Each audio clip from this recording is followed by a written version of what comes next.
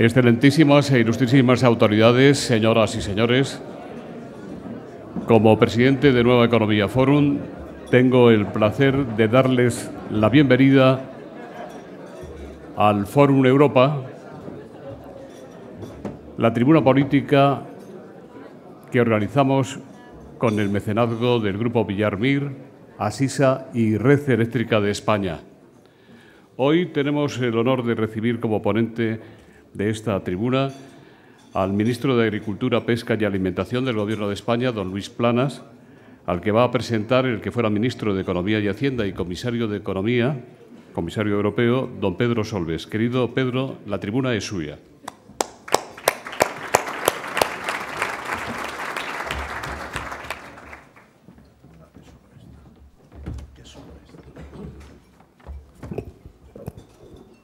Bueno, buenos días a todos. Es especialmente grato para mí estar hoy en este desayuno para presentar a Luis Planas. Y le agradezco que haya pensado en mí para hacerlo. Tal vez tiene que ver con haber sido predecesor suyo como ministro de Agricultura, Pesca y Alimentación. Tal vez con una amistad desde hace muchos años, tantos como desde que entramos en la Unión Europea, o seguramente con el hecho de que trabajásemos juntos en unos años especialmente importantes para mí y yo creo que también para él en Bruselas. Luis no es un funcionario que pasa a la política. Luis es un político que empieza su vida en la función pública. Y era algo con lo que él contaba desde muy joven. Contaba con una buena base de partida tras sus estudios en Valencia y su entrada en la administración como inspector de trabajo. Y su destino en Córdoba, que yo creo que condiciona toda su vida profesional y su vida personal. Allí conoce a María Jesús, tan importante para toda su vida, y allí empieza su compromiso político con el PSOE, yo diría que más bien con el PSOE de Andalucía, básicamente con el PSOE, no introduzcamos matices.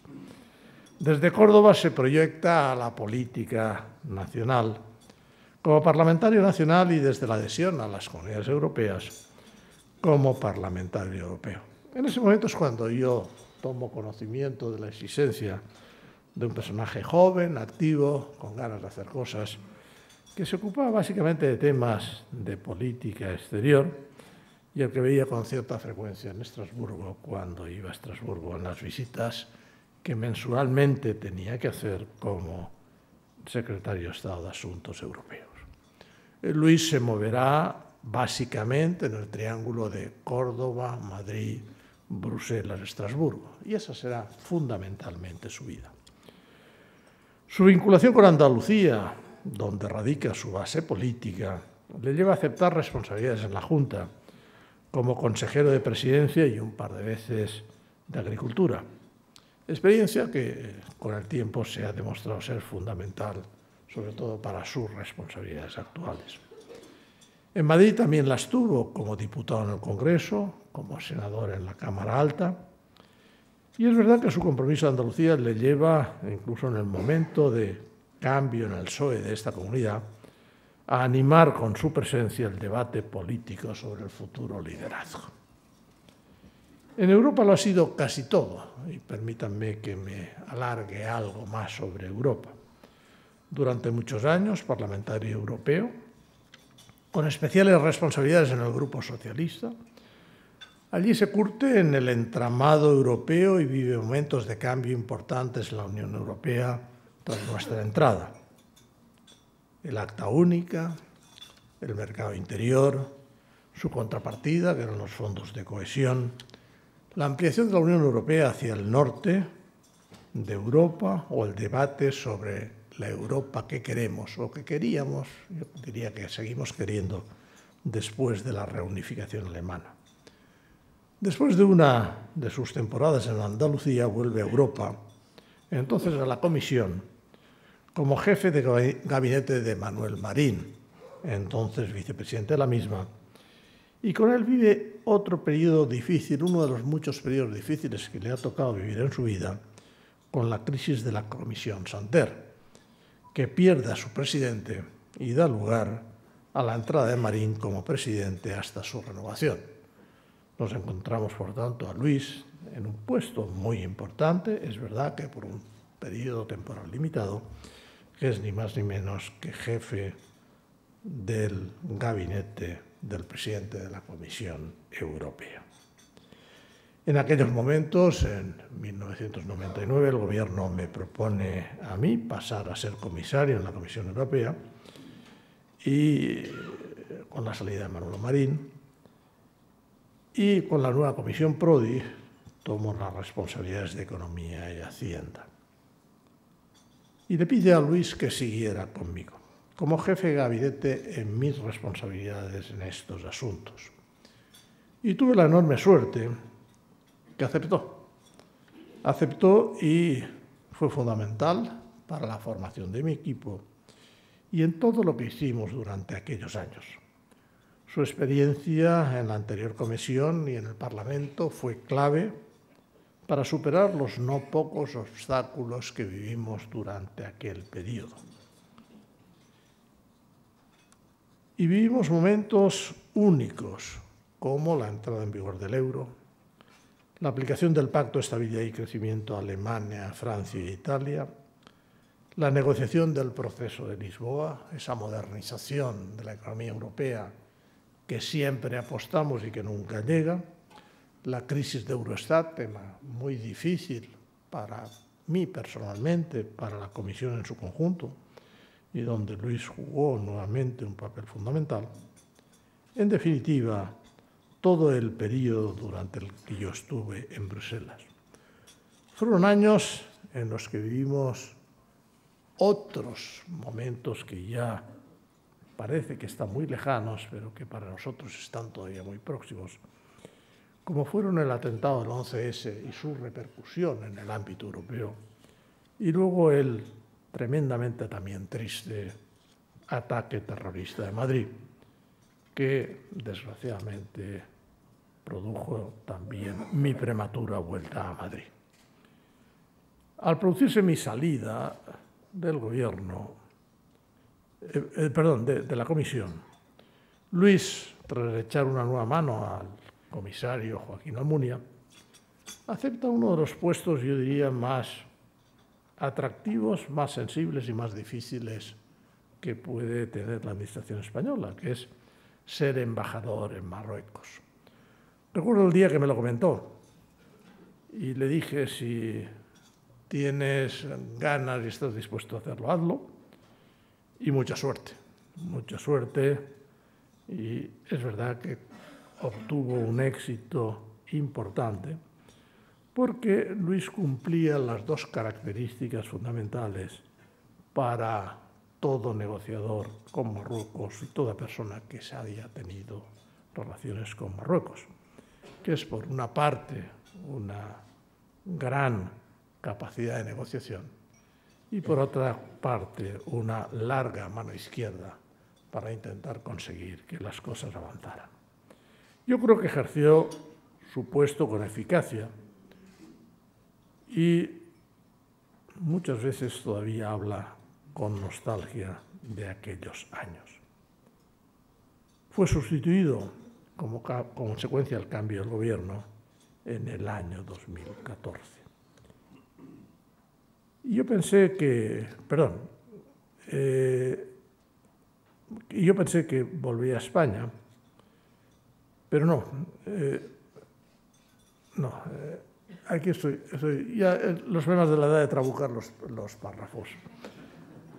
A su vuelta de Marruecos, Luis toma la decisión, otra decisión valiente en su vida, de aceptar ser representante permanente en la Unión Europea. Y era una decisión valiente por dos razones. Desde Ullastres no había habido ningún político como responsable de las relaciones con Bruselas. En ese sentido era un salto cualitativo que tenía sus aspectos positivos, pero también sus riesgos. En segundo lugar, porque aceptar ser representante permanente en la Unión Europea, quien no conozca el oficio pensará que es un oficio más, pero se equivoca totalmente. Hoy en día es seguramente uno de los puestos más complejos, con mayor cantidad de problemas distintos, que exige más dedicación y que es prácticamente un sinvivir durante el tiempo en que tienes que ejercerlo. Es el embudo por el que pasan todas las decisiones que se adoptan en Bruselas, y en Bruselas les puedo asegurar que se adoptan muchísimas decisiones de las que cada día aplicamos. Con el cambio de gobierno deja el puesto en el año 2014 y yo creí que volvería a España, pero no. Con poco respaldo oficial, y utilizo este adjetivo para ser benévolo, consiguió el puesto de secretario general del Consejo Económico y Social de la Unión. El circuito se cerraba y de nuevo en Bruselas, en un organismo relevante en la Unión, muy vinculado por otra parte a una parte de la sociedad que a Luis siempre le ha resultado muy próxima, que son los interlocutores sociales. Durante unos meses trabaja seriamente en el CEIS y con el último cambio de gobierno vuelve a España. Y debo reconocer que no me extrañó nada su vuelta, ni tampoco que lo hiciera como ministro de Agricultura, Pesca y Alimentación. Era imbatible en sus conocimientos sobre Europa, salía del CEIS, pero había pasado por el Parlamento, por la Comisión e indirectamente también por el Consejo. Tenía experiencia autonómica, incluso en el tema agrícola y pesquero, y había vivido también en temas pesqueros ni más ni menos que el importante seguimiento del mayor caladero de nuestra pesca en el exterior.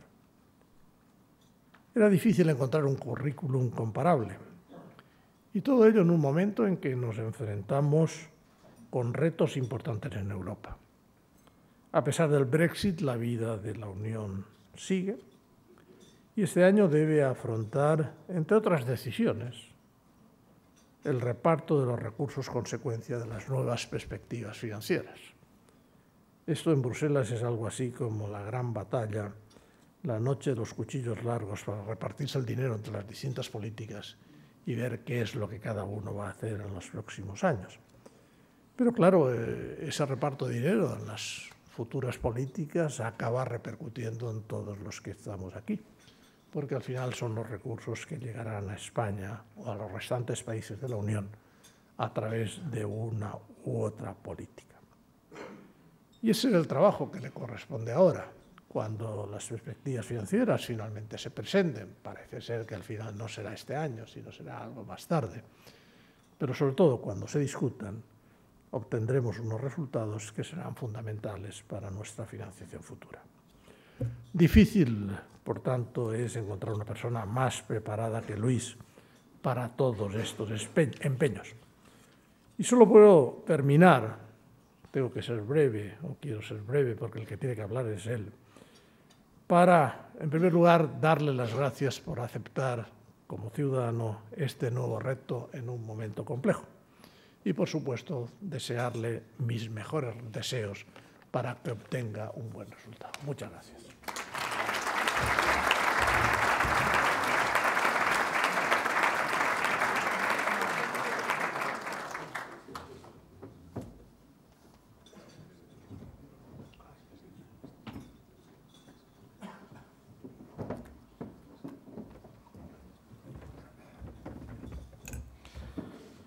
Muy bien.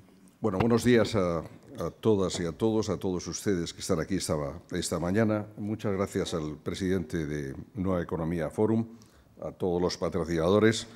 Querido Pedro, como siempre ha sido subjetivo, excesivamente subjetivo, calificándome y haciendo esta semblanza que parece larga, pero que empezó ayer y que va a continuar. Quiero decir que me siento en muy buena forma al respecto y que estoy muy contento de estar esta mañana con todos ustedes, con todos los que aquí están presentes, y quiero saludar muy particularmente porque en esto los ministros y ministras tenemos también nuestro corazón particular a antecesores en el oficio, a Cristina Narbona, a Jaime Lamo de Espinosa, aquí presentes, y a todos ustedes. Bueno, he escogido los nuevos retos del sector agroalimentario como título, como rótulo de mi intervención, porque creo que efectivamente es lo que mejor puede dar una idea de conjunto de la situación actual, pero sobre todo de la evolución futura y de los retos y de las cuestiones que se plantean para el conjunto del sector agroalimentario en España. Recibí de Nueva Economía la invitación hace ya bastantes meses, pero en lugar de presentar lo que podría ser el programa del Ministerio, cosa que hice en la Comisión de Agricultura del Congreso de los Diputados, me pareció mucho más interesante con mi equipo ir conformando, porque es como me gusta trabajar, lo que podría ser el pensamiento y la orientación que hemos querido darle al Ministerio. Un pensamiento que no es en absoluto cortoplacista y que intenta responder efectivamente a las situaciones de hoy. Me van a permitir, por tanto, que haga un breve diagnóstico de la situación del sector, reflexionar sobre qué queremos para el futuro y también qué estamos haciendo desde el Gobierno al respecto. Lo primero, un calificativo. Que el sector agroalimentario es estratégico para España puede parecer algo obvio, pero es bueno recordarlo, ¿eh? Hablamos siempre de industria, hablamos de servicios. Nuestro sector agroalimentario, nuestro sistema agroalimentario, tiene una importancia económica, social, ambiental y, además, algo que no suele recordarse siempre, como elemento vertebrador y cohesionador del territorio. Eso es muy importante. Como es muy importante el peso que tiene global, un 11% del PIB, el empleo que crea, 2,7 millones de empleos, si sumamos sector primario, agroindustria, industria auxiliar, transporte y distribución de alimentos, y sobre todo ha mostrado una gran resistencia durante la crisis a partir del año 2008, donde prácticamente su evolución no se ha visto afectada por todos los avatares de la economía general. Y eso es una muestra de que efectivamente tiene un papel y, sobre todo, esa vocación, que después me referiré, exportadora, muy, muy importante. Y yo creo que se ha sido capaz en el sector de llevar a cabo importantes inversiones que han producido una profunda transformación hacia una producción más sostenible, más eficiente y, sobre todo, más competitiva. Creo que la vocación exportadora de nuestro sector es bien clara. Somos el 8º país del mundo en exportación agroalimentaria. Hemos tenido una evolución espectacular en los últimos años. Prácticamente en los últimos 10 años hemos duplicado nuestras exportaciones. Producimos en torno a 100.000 millones de euros en el conjunto del sector y más de la mitad, más de 50.000 millones, son exportaciones, con una balanza comercial en la cual dentro de la Unión Europea solo nos supera Holanda, con un saldo positivo de 12.000 millones de euros. Y esa tendencia se mantiene. Si comparamos octubre del 17 con septiembre del 18, se ha producido aún un incremento de un 1%. La Unión Europea continúa siendo 3/4 de esta exportación, si se puede calificar así, en el seno de la Unión, u otros países de la Unión Europea. Pero lo que es también más significativo es el hecho de que se ha producido un gran crecimiento, un 71% de los últimos 7 años respecto de países no Unión Europea. Por tanto, los mercados globales continúan siendo muy, muy importantes. Hemos crecido en ellos 4 veces más que la media del sector agroalimentario del resto de los países miembros de la Unión Europea y, por tanto, yo creo que este es un motivo, sin duda, de constatación, pero también de satisfacción, yo diría, de cara al presente y de cara al futuro. Hay una mayor presencia en el mundo, también a través de la inversión, pero hay que reconocer que la inversión agroalimentaria en el exterior no supone más que un 2 al 3% del conjunto de la inversión española en el conjunto de la inversión exterior. Y yo creo que ahí es un elemento importante a mejorar, porque si sin duda los intercambios comerciales y nuestras ventas son un elemento sustantivo, nuestra presencia inversora también lo puede ser para estabilizar esa presencia. Algunas empresas y grupos cooperativos ya han empezado a efectivamente desarrollarlo así.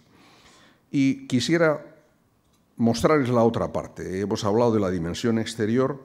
Me gusta también recordar la dimensión interior, que no hay que olvidar en ningún momento. y es que este sector agroalimentario es la savia, es la economía de nuestros pueblos, de nuestras zonas rurales, y ahora que tanto se habla, y con razón, de despoblación, de la España vacía, pues precisamente el sector agroalimentario es el que, con el sector forestal también, puede dar una respuesta integral como política de Estado frente al conjunto del mismo. Prácticamente el 46% de nuestro territorio está modelado por el sector agrario, vamos, una cifra que casi llega al 90% si incluimos al sector forestal, pero es muy, muy importante, por tanto, digo, para el día a día de nuestros pueblos y localidades. Y yo creo que es mucho lo que pedimos al sector agroalimentario. Le pedimos alimentos seguros y de calidad, con una muy exigente normativa medioambiental, pero además con una protección de paisaje, biodiversidad, bienestar animal y todo ello a unos precios razonables. Quiero decir esto porque me parece que el tema de los precios razonables, los precios justos y el apoyo público es uno de los grandes temas de debate. ¿Por qué el sector agrario necesita de un apoyo? Yo no me gusta utilizar la palabra subvención, de un apoyo. Bueno, pues por dos razones. Primero, porque los márgenes empresariales son inferiores al sector industrial y al sector de los servicios. Y, en segundo lugar, porque yo creo que nos planteamos, en una expresión que tomo prestada del profesor Eduardo Moyano, un contrato social entre el conjunto de la sociedad y el sector primario.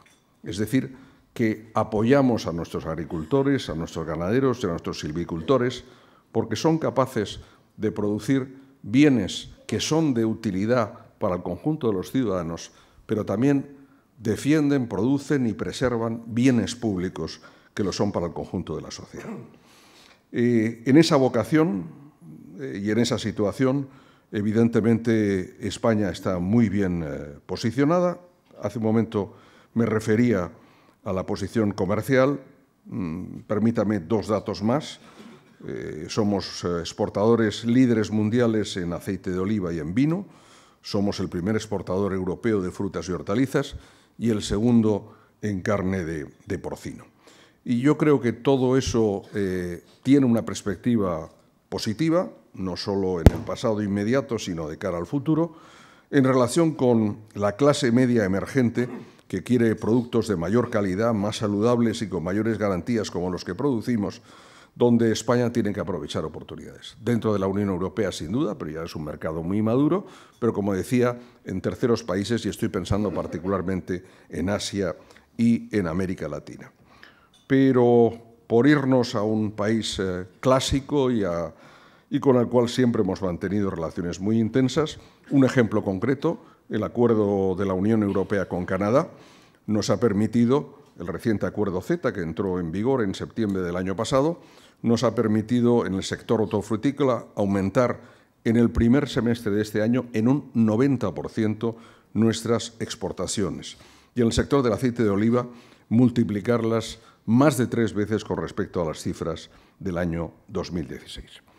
Bien, no intento presentarles una perspectiva exclusivamente de todo lo positivo. También tenemos debilidades, también tenemos amenazas y situaciones frente a las que debemos responder. La primera de ellas, la atomización. Hablamos mucho de la fuerza, y yo lo creo así, de que el 95% del sector agroalimentario sean pequeñas y medianas empresas. Pero es verdad que la falta de concentración de la oferta constituye una debilidad que debemos intentar superar mediante esa concentración de oferta. Y yo creo que eso es especialmente significativo, y volveré sobre ello, dentro del sector cooperativo. En segundo lugar, algo que es natural en un mundo globalizado, la cada vez mayor competencia de terceros países que ven también una oportunidad en el mercado europeo, que es un mercado en crecimiento. El tercer tema, un tema del día, de la semana, del mes y de las próximas semanas, el Brexit, sobre que creo que podemos, si acaso, volver en el curso del coloquio. Hay muchos temas, se ha alcanzado un acuerdo, podemos comentarlo desde el punto de vista agroalimentario y, en todo caso, nos da un momento de tranquilidad hasta el día 11 de diciembre, en que tiene que votar el Parlamento británico. Después, quién sabe lo que pueda ocurrir, pero si quieren ustedes podemos conversar sobre ellos un poquito más tarde. En cuarto lugar, la guerra comercial entre Estados Unidos y China y, en general, el desarrollo del proteccionismo y la ruptura de un comercio internacional basado en reglas. Esto es especialmente doloroso y para el sector agroalimentario específicamente. Y, por desgracia, hemos sido víctimas de una de esas situaciones y estamos luchando en relación con ello. La aceituna negra de mesa española se ha desplomado en el mercado norteamericano un 45% en los primeros 9 meses como consecuencia precisamente de los aranceles altísimos, impuestos en torno a un 40% por la administración norteamericana en relación con un asunto, con una investigación del Departamento de Comercio que, como ustedes probablemente conocen, se refiere a los apoyos de la política agrícola común en relación precisamente con las exportaciones españolas. En esta materia, y por última vez el pasado lunes en Córdoba, con el comisario europeo prácticamente está el expediente casi concluido. Ha habido una última carta de la comisaria europea de Comercio al secretario de Comercio norteamericano hace escasos días.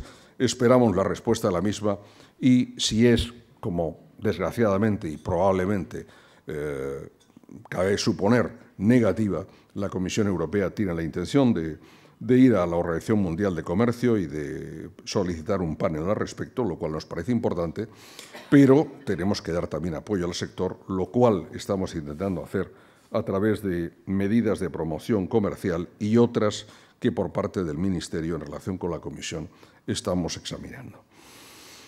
En quinto lugar, dentro de esta pequeña serie de amenazas, que son algunas importantes, unas que no son menores, las sanitarias. Pondré dos ejemplos, un ejemplo de sanidad animal y un tema de sanidad vegetal. El tema de la sanidad animal, un viejo conocido nuestro, la peste porcina africana, que afortunadamente está lejos de nuestras fronteras, pero que está ya en 9 países miembros de la Unión Europea.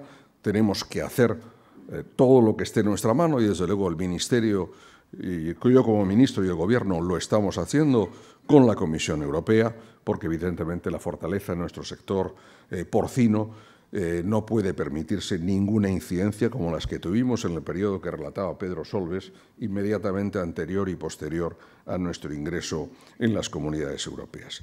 Y un segundo riesgo en sanidad vegetal es el de la Xylella fastidiosa para los cultivos leñosos, como ustedes saben, en el olivar italiano. En España lo tenemos en Baleares, en una zona en Alicante, perfectamente perimetrado, controlado y con técnicas de respuesta, pero nos encontramos una vez más, y creo que es lo bonito de la vida, pero al mismo tiempo lo difícil, el learning by doing, el que estamos respondiendo a un fenómeno al mismo tiempo que lo estamos investigando. Y, por tanto, es tremendamente complicado, pero para mí, sin duda, es un reto. Y un último reto, que me parece que es un reto mucho más global y más importante, en el cual dentro de un momento volveré en relación con la política agrícola común, que es la lucha frente al cambio climático.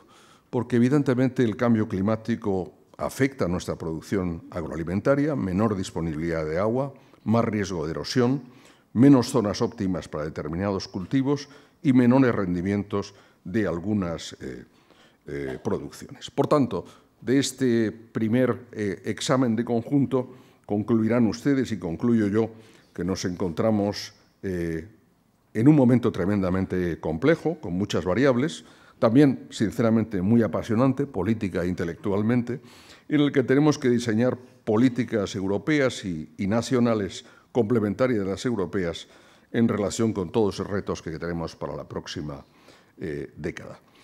Europa y América del Sur van a ser de las pocas áreas del planeta donde se produzcan más alimentos de los que se consumen. Y yo creo que Europa no debe aspirar a competir en volumen ni en precios bajos con otras potencias agrícolas, especializadas en commodities. Debemos diferenciar nuestras producciones por calidad, por sostenibilidad, por innovación, por respeto al bienestar animal, en definitiva, por lograr un mayor valor añadido a nuestros productos. Un sector, por tanto, que tenga vocación de ser competitivo y rentable y, por tanto, atractivo para jóvenes, para mujeres, para aprovechar las ventajas de la digitalización o la innovación para ser más eficiente y sostenible. Desde el punto de vista del Gobierno y como miembro del mismo, algunas consideraciones sobre las actuaciones que en respuesta a este escenario estamos llevando a cabo. La primera de ellas y la más importante, mañana, tarde y noche, la negociación de la futura política agrícola común a partir del año 2020.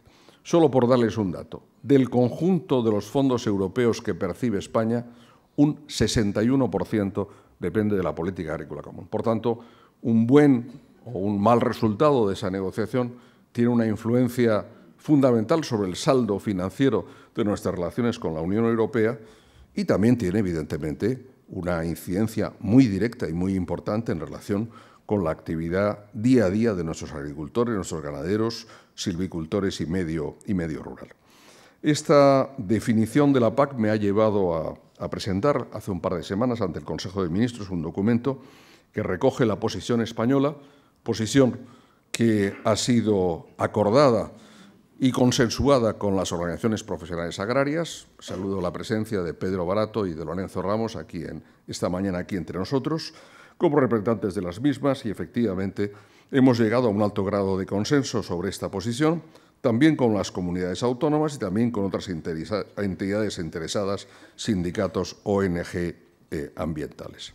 Los 18 puntos en los que aparece resumido el documento y la posición de España son los que guían la negociación que estoy llevando a cabo en Bruselas prácticamente desde el día en que tomé posesión. La Comisión Europea presentó las propuestas financieras en el mes de mayo, las referentes a la PAC en el mes de junio. Este Gobierno se formó el día 7 de junio, tomó posesión el 7 de junio. Por tanto, yo diría que me he puesto a trabajar desde el primer día en relación con esto. Primer elemento, defendemos que el presupuesto se mantenga. Y no por una razón simplemente de statu quo, no porque pensamos que el periodo 14-20 en relación con el 21-27 tiene que ser igual, sino simple y llanamente porque si nos afrontamos una PAC que va a suponer, desde el punto de vista de los retos y de las condiciones, un compromiso de futuro más importante, con más condicionantes que los del pasado, necesitamos los medios correspondientes. No se pueden hacer más cosas con menos medios. Si queremos hacer más cosas, necesitaremos al menos los medios que hemos tenido en este periodo. Y me parece tremendamente importante todo lo que se refiere a la sostenibilidad medioambiental.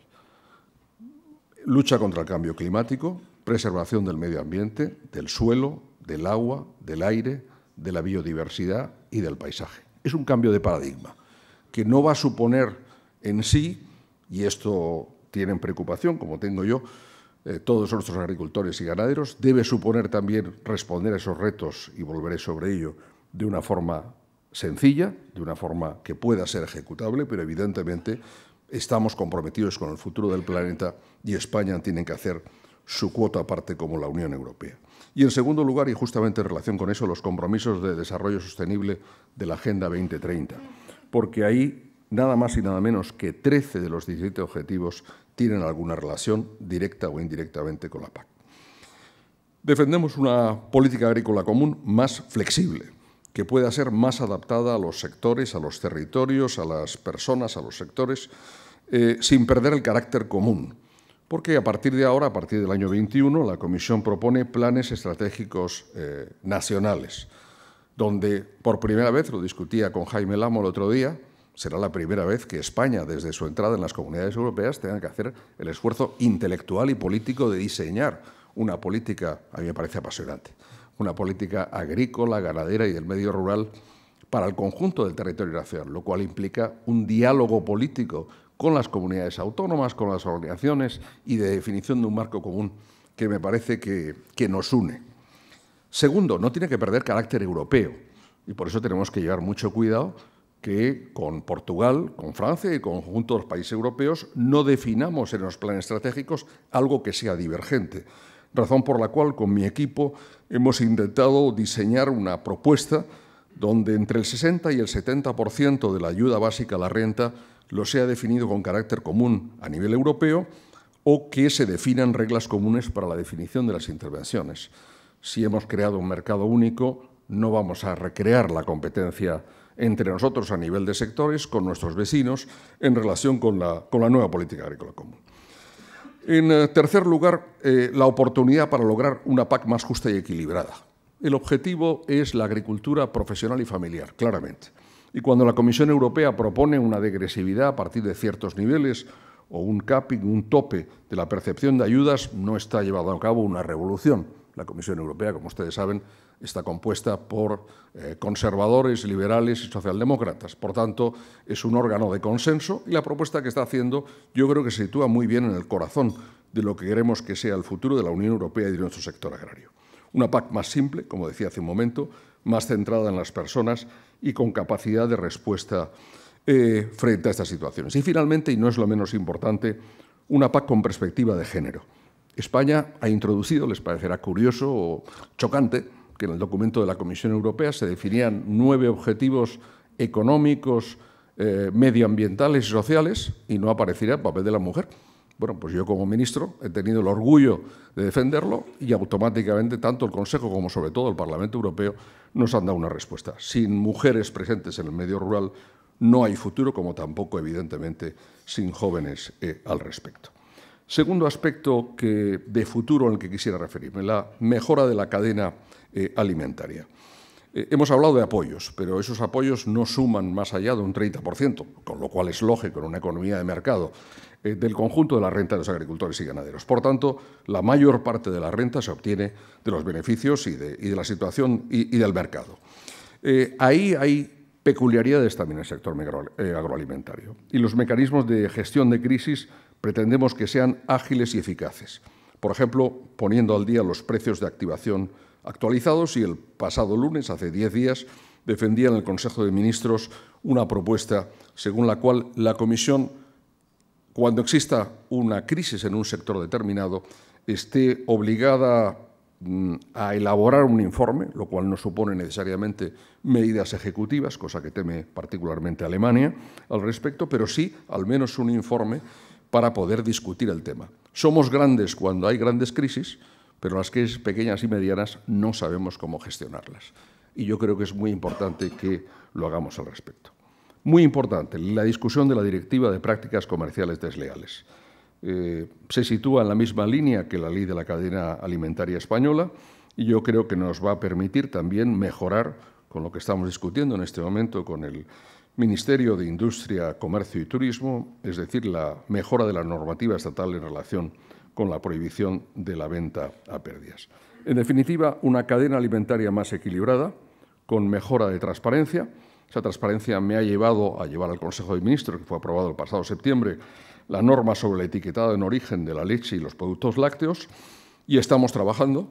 No va a ser una lista larga, va a ser una lista muy corta, pero, por ejemplo, sobre el sector de la miel, que es también un sector donde efectivamente hay razones de fondo para que ese etiquetado de cara a los consumidores y de cara a los productores aparezca como forma de valorizar su producto.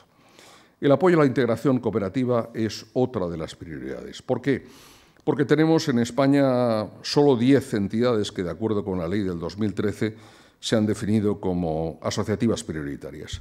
Y tenemos un sector cooperativo impresionante en el sector agroalimentario en general en España, pero esa dimensión no nos sitúa en una posición competitiva con países como Holanda o como países como Dinamarca, donde casi yo diría que el extremo es el contrario. Las posiciones son cuasi monopolistas en algunos sectores. Yo creo que entre medio, entre ese cuasi monopolismo o cuasi monopolio y la atomización que nos encontramos, es necesario llevar a cabo una integración cooperativa, y quiero subrayarlo aquí entre nosotros, supraautonómica, de carácter nacional, de carácter español, e incluso en algunos casos con una vertiente europea. Promoción e internacionalización. Nuestro sector es muy competitivo, pero necesita ayuda, necesita apoyo. Y ahí yo creo que Alimentos de España, nuestra estrategia de promoción, está siendo muy eficaz, muy eficaz. Esta noche entregamos los premios, el 30º aniversario de los premios Alimentos de España, que pretenden ser pues, una nueva forma de trabajar en el apoyo de cara al futuro, y ahora estamos trabajando ya en sinergias con otros sectores como el de la moda, el turismo, la gastronomía, el deporte y la cultura, en definitiva, hacer España global, proyección de España en el exterior, también de ese modo. Todo eso nos va a facilitar, sin duda, la apertura de nuevos mercados. Ayer se firmaba el protocolo con China en relación con la uva de mesa y con los productos relativos al porcino curado. Es una pequeña muestra de las muchas cosas que estamos haciendo y se pueden hacer y sobre las que, si les parece, podemos volver más tarde en el curso del coloquio. Hay también un elemento importante, que es el control de las importaciones, pero no desde un punto de vista de la restricción comercial, sino desde el punto de vista fitosanitario. Me parece a mí muy chocante, pero ustedes han viajado, yo mismo, quiero decir, pues a Estados Unidos, a Canadá, a otros países, y las restricciones y las normas de control son claras, ¿no? Nos hemos planteado en este momento, y la nueva regulación europea, que se aprobará de forma inmediata, prevé controlar todas las producciones hortofrutícolas que entren, con 5 excepciones concretas, y atención, mucho cuidado con equipajes de mano y paquetería, que parecerá una cuestión elemental, pero que son sin duda también fuentes en ocasiones de problemas fitosanitarios. Muy brevemente, pero muy importante, modernización y revitalización del medio rural. Yo lo califico del triángulo mágico. El triángulo mágico son jóvenes y mujeres, regadío e Internet. Si eso conseguimos desarrollarlo, tendremos futuro para nuestro medio rural. Primero, relevo generacional. El envejecimiento de la población rural a nivel europeo y de la empleada en el sector agrario es clara. A nivel de la Unión Europea, 30% de los agricultores y ganaderos tienen más de 65 años, más de 45 años, un 80%. Por tanto, el futuro pasa por jóvenes y mujeres, si no, no tendrá futuro. Y yo creo que nos importa desde el punto de vista demográfico, pero también nos importa desde el punto de vista de nuestra estructuración territorial y de nuestro trabajo. En la nueva PAC pretendemos reforzar las medidas, pero atención, no es solo un tema de PAC, es también un tema fiscal, es un tema de inversiones públicas. Decía hace un momento de banda ancha. Hoy en día es necesario el regadío, pero es necesario para la agricultura de precisión que estamos llevando a cabo y que pretendemos llevar a cabo, pues tener un Internet que funcione.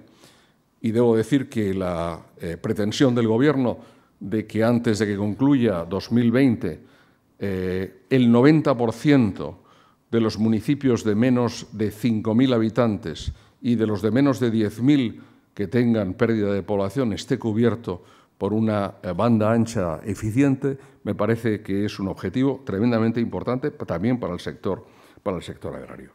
Decía un momento del papel de la mujer. Yo creo que la ley de titularidad compartida ha hecho su camino, pero ha sido insuficiente. Yo creo que ahí estamos trabajando en el Ministerio para ver no solo que sea un elemento de referencia a nivel europeo en la política agrícola común, sino de forma concreta de su presencia en el medio rural.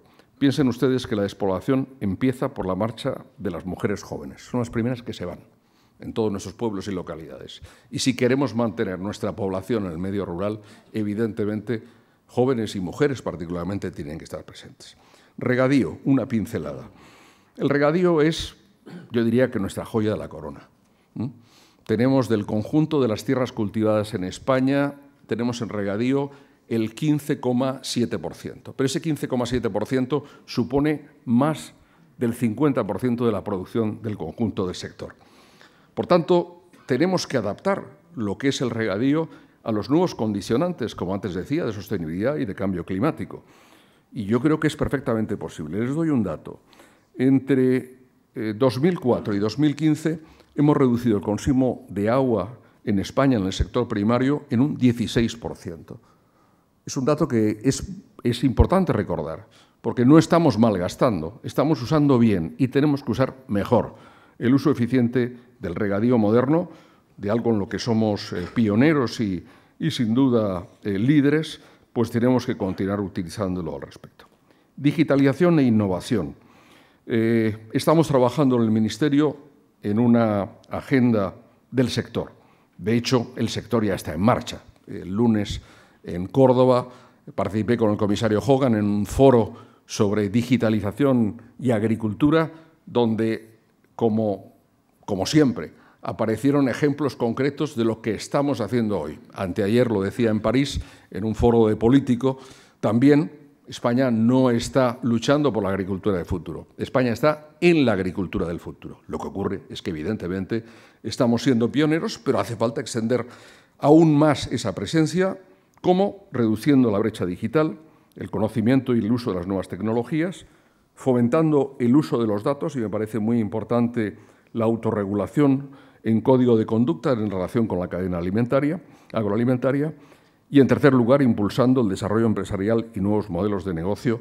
Esto nos llevaría pues casi a una intervención monográfica como la que estoy haciendo de carácter general esta mañana ante todos ustedes. Dos pinceladas finales para que el esquema, digamos, cartesiano, soy un poquito cartesiano, o intento serlo, no quede incompleto, sobre el sector forestal y sobre la pesca, para dar un panorama completo. Sector forestal. Bueno, pues el sector forestal es un sector que genera riqueza, empleo y que además es fundamental dentro de nuestro medio ambiente. Pero muy poca gente sabe que la explotación del sector forestal, todo el mundo piensa que los bosques en España son públicos. No, 2/3 de nuestros bosques son privados y solo 1/3 son públicos.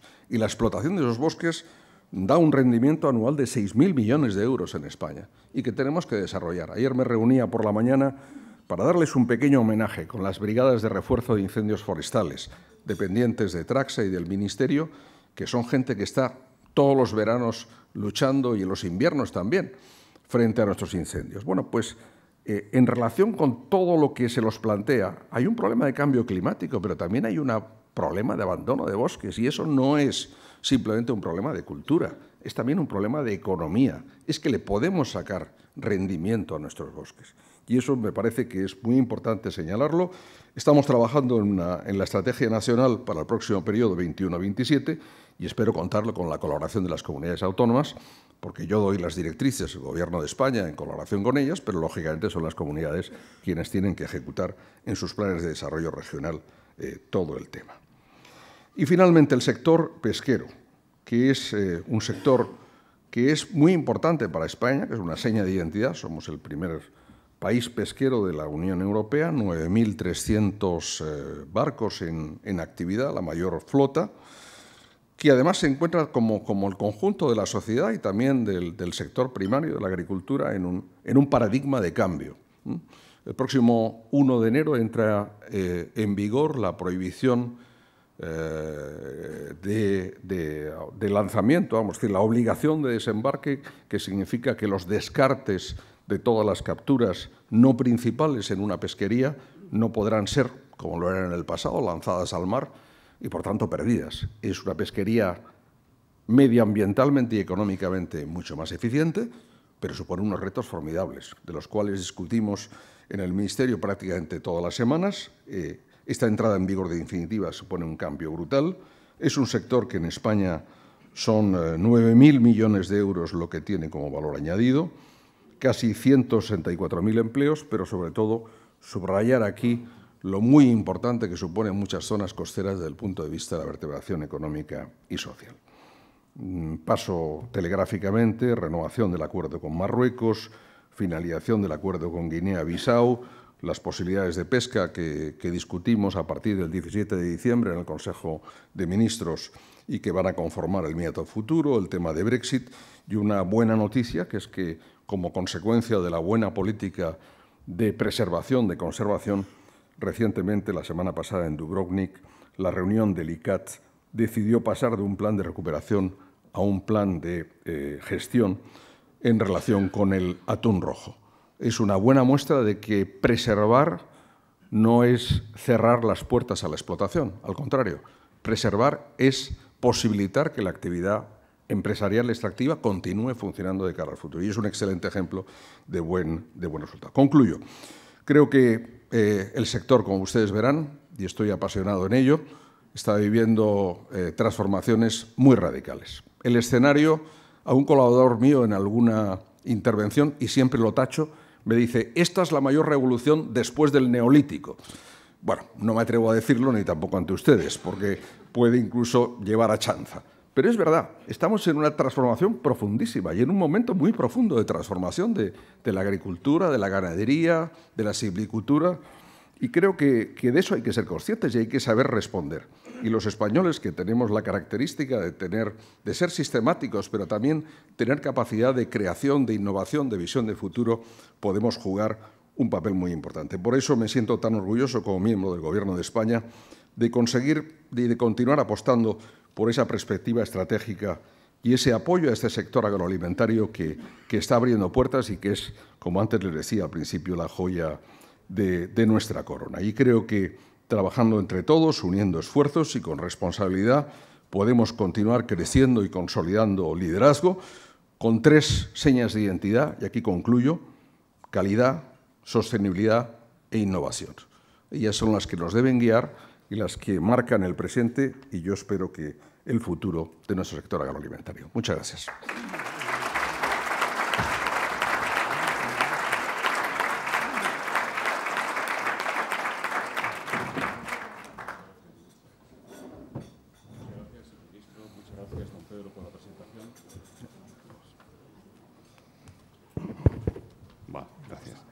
Muchas gracias, señor ministro. Muchas gracias, don Pedro Solbes, por la presentación. Ministro, si le parece bien, podríamos iniciar el coloquio con una referencia a la noticia del nombramiento de don Pau Roca, el primer español que alcanza el cargo de director de la Organización Internacional de la Viña y el Vino. ¿Qué le parece a usted esta noticia en la que ustedes han trabajado tanto? Bueno, como te veo, es oportunísima, se la acabo de sugerir a José Luis antes del inicio del acto. Vamos a ver, se lo decía otro día a Jaime Lamo en un acto que tuvimos en el Ministerio. Los españoles somos muy avaros en algunas cosas, ¿no? Y somos muy avaros en el reconocimiento público, salvo en el último homenaje, en eso somos buenísimos, pero somos muy avaros. Y cuando alguien consigue por mérito propio, y también por el apoyo, por supuesto, de todos los que están detrás de él, conseguir ser director general de la Organización Internacional del Vino y de la Vid, pues me parece muy importante que don Pau Roca, que es el secretario general de la Federación Española del Vino, después de una ardua lucha, yo diría que agrícola y diplomática, si se me permite la expresión, y por mérito propio, como lo digo, haya conseguido ser elegido el pasado viernes en Punta del Este como director general de la Federación de la Organización Internacional del Vino y la Vid, me parece tremendamente significativo, porque es un reconocimiento personal a él, pero también es un reconocimiento personal a nuestro sector del vino y a nuestro sector agroalimentario. Por tanto, permítame que diga en voz alta y les pida un aplauso. Enhorabuena, Pau, por esta elección.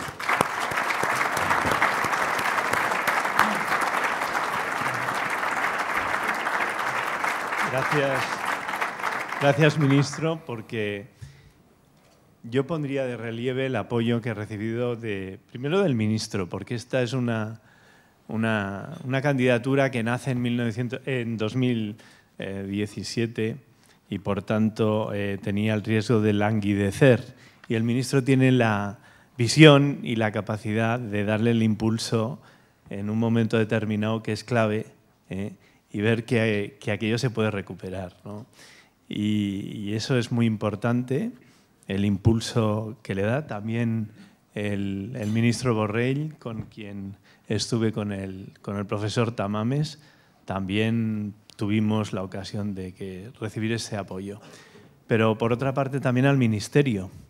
El Ministerio ha tenido la capacidad de ejecución de una estrategia, si lo puedo decir, muy hábil en el último minuto, en el último momento, y quiero felicitar al Ministerio y en la persona del director general de Industrias, que ha sido el jefe de delegación. Pues yo creo que el Ministerio también merece un aplauso. Gracias.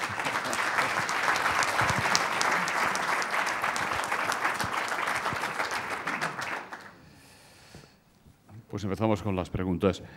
Marian Salcedo dice: concluye hoy la visita del presidente de China a España. Después de los acuerdos suscritos con el Gobierno español, ¿realmente se presentan muchas oportunidades para las empresas españolas agroalimentarias en los mercados asiáticos, en particular en China. También le preguntan qué representa para España el acuerdo firmado con China para comenzar la exportación de uva de mesa y para ampliar la exportación de productos cárnicos. Pedro Pablo González, de Onda Cero Radio, dice qué va a suponer para el sector el acuerdo de exportación de productos de cerdo ibérico a China. Bien, efectivamente. Que nos van a dejar sin jamón ibérico. Bueno, esa es la parte siempre, la segunda parte, o quizás ya veremos qué evolución o qué impacto tienen sobre los precios, aún no estamos ahí. Los acuerdos firmados ayer son muy importantes, son la continuación, yo creo que del incremento de la presencia agroalimentaria española en China. Exportamos aproximadamente un poco más de 1.500 millones de euros, no es nada comparado con la dimensión de China, de los cuales 600 millones de euros se sitúan en el sector del porcino. Y, por tanto, tanto en materia de uva de mesa, complementando lo que hacemos en materia ya de cítricos desde el año 2005 y con albaricoques también desde el año 2011, si mi memoria es correcta, podemos aumentar mucho más nuestra exportación ahí en algo que hasta ahora es el abastecimiento, procede básicamente del hemisferio sur por parte de China. Y en los productos derivados del cerdo y sobre todo los productos curados, pues las posibilidades son, yo diría que inmensas, ¿no? Inmensas porque claramente tenemos un mercado que está aumentando su capacidad adquisitiva y su interés. El conjunto del porcino en China es más de la mitad del sector cárnico, es claramente el primer subsector dentro del sector cárnico chino, y además hay una influencia, hay un aspecto coyuntural no deseado y sin duda lamentable, como es la presencia de la peste porcina africana en el propio mercado chino, que es el primer productor e importador mundial, que hará aumentar las necesidades claramente de importación en el futuro inmediato y presentar oportunidades comerciales que existirían en todo caso con y sin, pero que se pueden ampliar. No soy adivino, no soy capaz de darle las cifras del año que viene o del siguiente, pero evidentemente la perspectiva de un aumento, yo diría que importante de estas exportaciones está ahí y yo me congratulo de ello. En general es válido también la pregunta para los mercados asiáticos. Antes me he referido a la clase media emergente. Está claro que ahí tenemos también otra posibilidad de desarrollo muy importante en la cual tenemos que apostar. Lola Domínguez Capuzano dice ¿cuál es su posición ante un eventual retraso de la reforma de la política agrícola común, la PAC?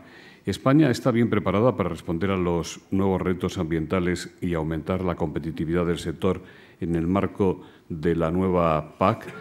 José Luis Benítez le pregunta si cree que seremos capaces de incluir en la nueva PAC medidas de ayudas para inversiones que nos permitan mitigar los efectos y proteger nuestro viñedo, los efectos del cambio climático. Mila Candela, que fuera consejera de Investigación e Innovación en la representación permanente de España ante la Comisión Europea, le pregunta cuáles son los principales receptores de fondos de la PAC en España y cuánto se dedica a la investigación y a la innovación.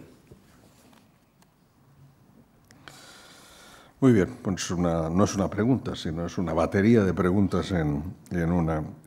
Empecemos por el tema de la negociación de la PAC.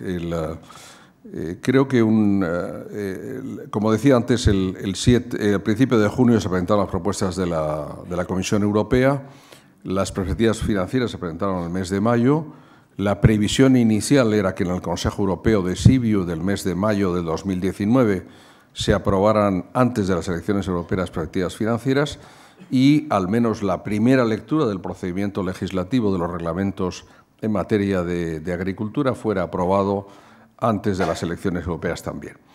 Ahora todo lleva un poco de retraso, consecuencia de la situación política y el fin de mandato del actual Parlamento Europeo. El último pleno es en el mes de abril, pero conversaba justamente el lunes en Córdoba con el comisario europeo. España es de la posición, que también es la de la Comisión Europea, que sería bueno que concluyera la primera lectura del procedimiento legislativo para que de esa forma todo el trabajo efectuado hasta ahora por el Parlamento Europeo y el Consejo se consolidara. Es una cuestión muy técnica, pero si hay elecciones europeas, nueva Comisión y nuevo Parlamento, el nuevo Parlamento y la nueva Comisión pueden retomar las propuestas anteriores o pueden no retomarlas. Yo creo que nuestros agricultores y ganaderos merecen estabilidad y predictibilidad. Quiero decir que necesitan un horizonte de futuro donde sepan qué es lo que van a suponer desde el punto de vista de apoyo. Dicho lo cual, si hay retraso, pues habrá, como en la última PAC, que hubo un año, pues en este caso habrá medios financieros, evidentemente, para responder a ello sobre la base de la nueva financiación y probablemente de las viejas normas. En materia ambiental estamos intentando, sinceramente, ser ambiciosos. El antiguo pago verde se va a incluir en la ayuda básica a la renta, pero hay una cosa denominada los ecoesquemas, que es una parte que algunos países como Francia y España pensamos que deben ser fundamentales, porque es lo que nos permite, en definitiva, de cara al conjunto de los ciudadanos, de cara al conjunto de los retos que tenemos en materia de cambio climático, de preservación del medio ambiente, significar aún más el protagonismo del sector agrario, que de hecho ya es, el agricultor es sin duda el primer medioambientalista de la humanidad. El sector del viñedo tiene un tratamiento específico. Recepción de fondos, recibimos aproximadamente unos 6.800 millones de euros anuales, con una media de perceptores muy alta, más de 700.000 agricultores y ganaderos en España. Por tanto, estamos hablando de una cosa muy seria. Manuel Betegón. Estoy impresionado del número de preguntas y de cómo las organizas aquí. Le iba a decir que teníamos muchas preguntas. Manuel Betegón Baeza, senador, dice: ¿considera el ministro que ya ha llegado la hora de desarrollar y aplicar la receta fitosanitaria y designar qué técnicos pueden tener la capacidad de firmarla? José Manuel Casanova dice: ¿qué está haciendo el Ministerio para evitar la contaminación de los acuíferos por exceso de abonado químico? Bien, son dos preguntas muy interesantes porque van en línea con lo que estaba comentando hace un momento, y la Unión Europea y España dentro de la Unión Europea, yo diría que en el grupo de cabeza estamos muy preocupados en relación con ello. Creo que es muy importante que desde el punto de vista fitosanitario todas las medidas se implementen de forma correcta. Está claro que estamos en un momento, lo discutíamos en el último Consejo de Ministros, donde hay claramente una apuesta por la sostenibilidad, y una apuesta por la sostenibilidad que no debe ser en detrimento de nuestra competitividad. Por tanto, yo creo que ese equilibrio entre preservación, sostenibilidad y competitividad, me permitirá que no entre en detalles, es lo más importante que debemos preservar.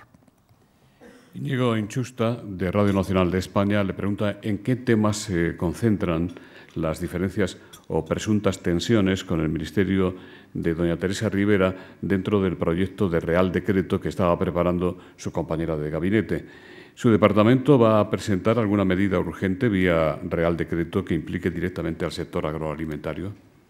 Vamos a ver, de los temas internos de Gobierno tengo una obligación de secreto que no puedo compartir, lo lamento mucho con ustedes, pero les va a tranquilizar mucho que les diga que con Teresa Rivera tengo una relación excelente en lo personal y también en lo profesional, y que además este es un Gobierno que tiene unos objetivos que son conjunto del Gobierno y no de los distintos departamentos. Y estamos trabajando en todos los temas. Hoy he hablado de agua, por ejemplo. Estamos trabajando en todos los temas que interesan a ambos departamentos, y yo diría que de forma positiva y constructiva. El reto del cambio climático y de la preservación del medio ambiente no es una cuestión departamental, es una cuestión de Gobierno y es una cuestión del conjunto de la Unión Europea. Por tanto, tenemos que estar a la altura de la ambición y a la altura de los retos. Juan Javier Ríos, de FAgro, dice: hace unos días UPA le pidió que cumpliera su compromiso de prohibir la venta a pérdidas mediante el cambio normativo de la ley de la cadena alimentaria. ¿Va a acometer este cambio o es mejor esperar a que la Unión Europea legisle al respecto? Lorenzo Ramos Silva dice: ¿no cree que la PAC debería dedicar más presupuesto al funcionamiento de la cadena alimentaria, controlar márgenes abusivos y ventas a pérdidas, la falta de precios justos es el principal problema que tenemos. Bien, yo creo que la reflexión es un poco la misma con dos derivadas, ¿no? Lo he explicado hace un momento, vivimos en una economía de mercado, este es el sistema más eficiente y por muchos años con que nos encontramos, como titula el Economist o el Financial Times, remáchanse día tras día. Es necesario, pues eso, hacer reformas en el sistema para que el sistema continúe y para que efectivamente nuestra economía de mercado pueda continuar siendo el mejor medio de atribuir el papel a cada uno de los factores y el resultado a cada uno de los productos. Y también eso ocurre en el sector agroalimentario. ¿Por qué se ha hecho un símbolo de la venta a pérdidas? Porque la venta a pérdidas tiene un factor económico, sin duda, en la formación de los precios, pero sobre todo tiene un inmenso impacto desde el punto de vista reputacional.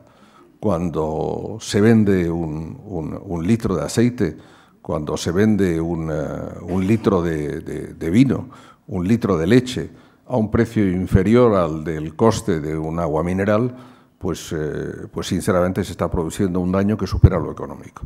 Quiere decir que eso no vale. Y yo creo que eso tenemos que dar una respuesta. Ha sido siempre mi reflexión. ¿Qué estamos haciendo? Pues con el Ministerio, como hace un momento indicado, de Industria, Comercio y Turismo, estamos trabajando en una modificación normativa que puede tener varios caminos posibles. Hay una sentencia del Tribunal de Justicia Europeo que anula un artículo de la Ley de Comercio Minorista, por ser la descripción demasiado amplia, y estamos examinando si este otro camino va a ser el elemento de respuesta. Pero no quisiera dejar de lado la segunda cuestión que planteaba Lorenzo y que me parece muy importante. Lo he dicho al principio, ese equilibrio entre mercado y retribución justa de los agricultores está ahí. Y está ahí por dos mecanismos, creo que lo he intentado explicar, por el apoyo necesario de la PAC, porque el logro de los beneficios y de los márgenes no es el mismo en el sector primario que en la industria o en los servicios, y en segundo lugar, porque en esa cadena todos los factores y todos los elementos tienen que jugar un papel, yo diría que positivo y constructivo, y esto no va contra nadie, pero es evidente que nadie puede tampoco aprovecharse de nadie. Lázaro Montes le pregunta si podría explicarnos usted algo más de lo que ha dicho en su intervención sobre cómo van las negociaciones con Marruecos y la Comisión Europea para la ratificación del acuerdo de pesca y si esta ratificación se va a producir razonablemente pronto. El acuerdo de pesca fue concluido por la Comisión el pasado mes de julio. A nivel de Consejo, esta misma semana se ha producido la aprobación definitiva. Entra en el Parlamento Europeo. Estuve hace 2 semanas en Estrasburgo hablando con diputados y diputadas a este respecto y esperamos que antes del final de la legislatura, es decir, aproximadamente en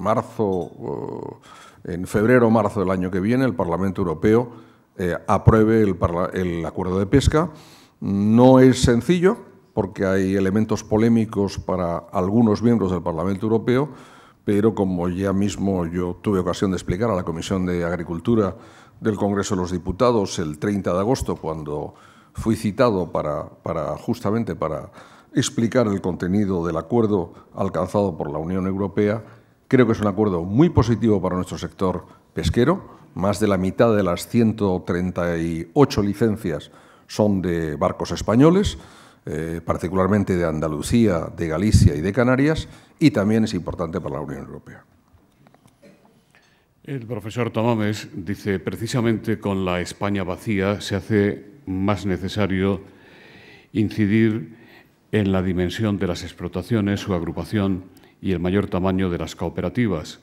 En contra del cortoplacismo, ¿tiene usted algo concreto al respecto? Y el senador Betegón le dice, ¿considera el ministro que se puede mejorar la financiación del FAEDER con una consideración especial a los territorios con graves problemas de despoblación y que nos permita superar la dotación actual, como en el caso de Apolonia? Sí, efectivamente, son 2 temas tremendamente importantes. Los he mencionado de pasada en mi intervención. Primero, sobre la dimensión Lo he dicho antes, es válido para el sector cooperativo y en general, desde el punto de vista empresarial, es igualmente válido. Necesitamos una mayor dimensión de la agrupación de la oferta para poder tener mejores condiciones, evidentemente, de competencia. Lo que ocurre es que eso no es sencillo. Las cooperativas no son mecanismos sencillos desde el punto de vista también de la organización. Tienen grandes beneficios, pero grandes dificultades. Yo apoyé, cuando estaba en la oposición, como consejero, la existencia de un programa nacional en relación con la integración cooperativa. Continúo pensándolo y aún más ahora que soy el ministro. Creo que es necesario tener un punto de vista que supere la visión de las comunidades autónomas, con todo mi respeto, porque hay muchas cooperativas que tienen un ámbito superautonómico, que deben tenerlo y que incluso, me atrevo a decir, ¿por qué no?, deben tejer alianzas también a nivel europeo. Por tanto, eso es muy importante. Tenemos una dotación financiera al respecto. Sorpresivamente, pero coherentemente con este análisis que les hago, esa financiación no se ha agotado, porque no tenemos capacidad de financiación, no por nosotros, sino por proyectos elegibles, para ir más hacia ahí. Y en cambio, la necesidad es, en mi opinión, absoluta. En relación con el FEADER y las zonas menos pobladas, ustedes saben que tenemos en España 1.350 municipios que tienen menos de 8 habitantes por kilómetro cuadrado. Esa es la densidad de Laponia, solo que allí hace más frío, también en alguna de estas zonas también despobladas de España, y tenemos una necesidad evidente de hacer más. FEADER es solo un instrumento, pero en las propuestas del Ministerio en relación con la reforma de la PAC está precisamente que en la cofinanciación por parte de la Unión Europea haya un top-up, al menos un 10% más, de esa cofinanciación europea en relación con las zonas menos pobladas. Dionisio Parrilla le pregunta qué impacto tendrá en el sector agroalimentario español el acuerdo sobre el Brexit sellado el pasado fin de semana por el Consejo Europeo y pendiente de lo que diga el Parlamento británico.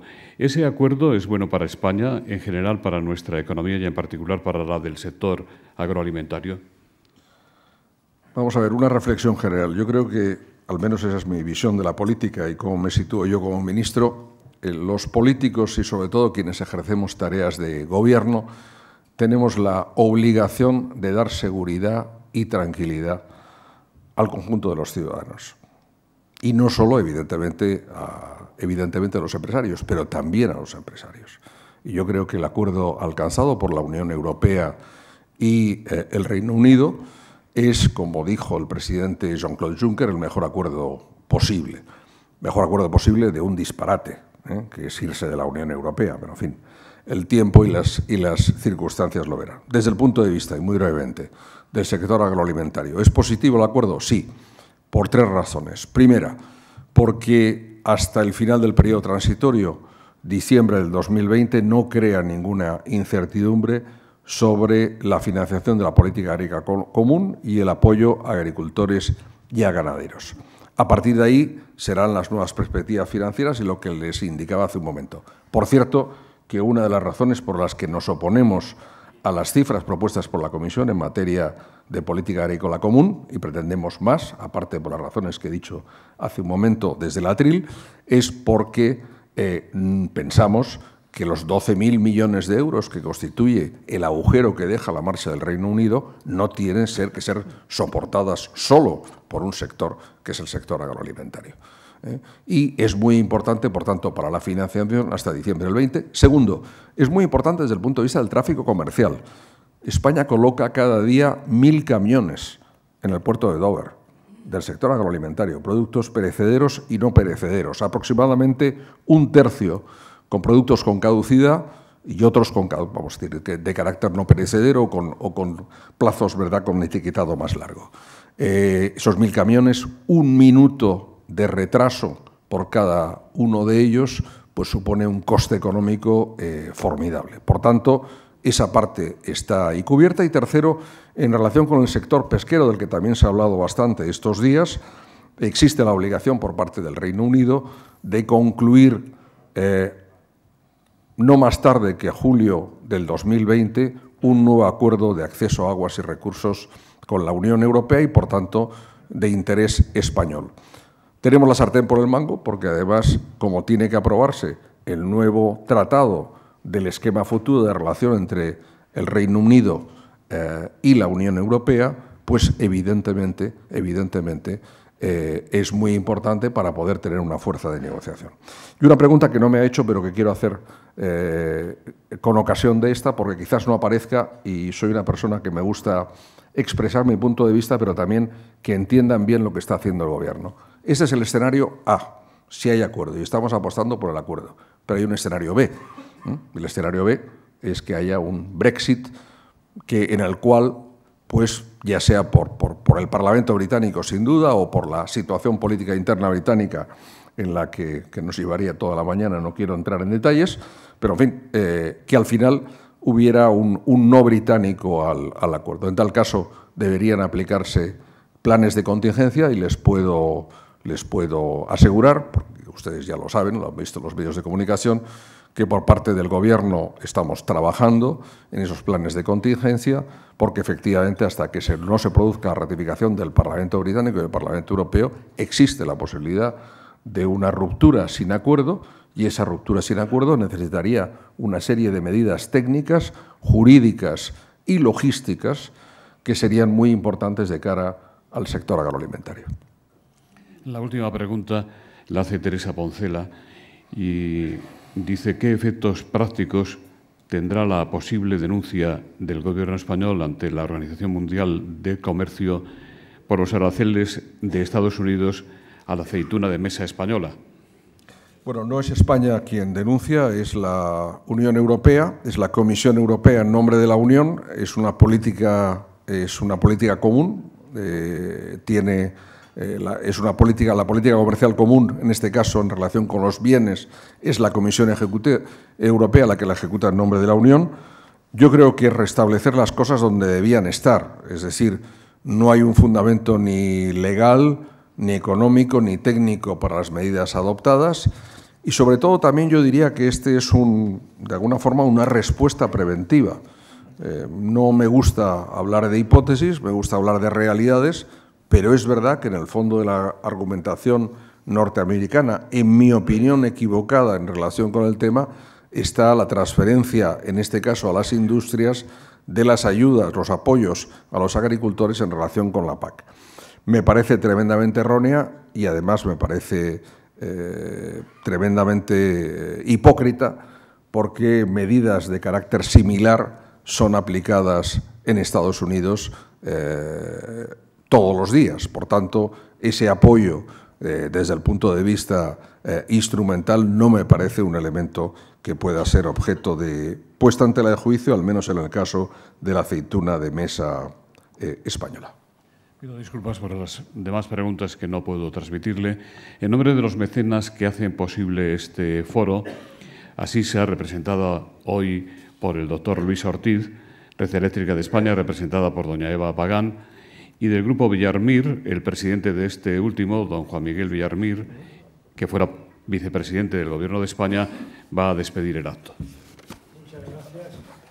Muy brevemente, deseo en nombre de los patrocinadores del acto dar las gracias a todos ustedes por su asistencia a esta presentación del señor ministro de Agricultura, Pesca y Alimentación, don Luis Planas. Presentación, querido ministro, que a mí me ha parecido verdaderamente excelente. Yo creo que ha sido muy importante el saber una presentación que arranca de un diagnóstico preciso, como has dicho, ministro, en un momento complejo, que pone el acento en la orientación y el impulso a todas las actividades que se relacionan con tu ministerio y que las orientas y las impulsas a nivel de España, a nivel de Bruselas y a nivel del mundo. Yo lo veo con gran satisfacción como modesto servidor del campo español, porque en el Grupo Villarmir que presido tenemos una división de fertilizantes representada por Fertiberia y todas sus filiales, que adquirimos hace años cuando estaba en situación de ruina y de amenaza de cierre, y que en este momento es un grupo próspero, el mayor de la Unión Europea, primero en tecnología y en dimensión, reconocido sobre todo por sus productos especiales y que tiene a gala tener un buen número de líneas de colaboración con el Ministerio y con todas las explotaciones del campo español. Estamos reconocidísimos, ministro, a tu presencia de hoy, a tus orientaciones y a tu impulso, y te reiteramos el agradecimiento. Muchas gracias al ministro y muchas gracias a todos ustedes por asistir.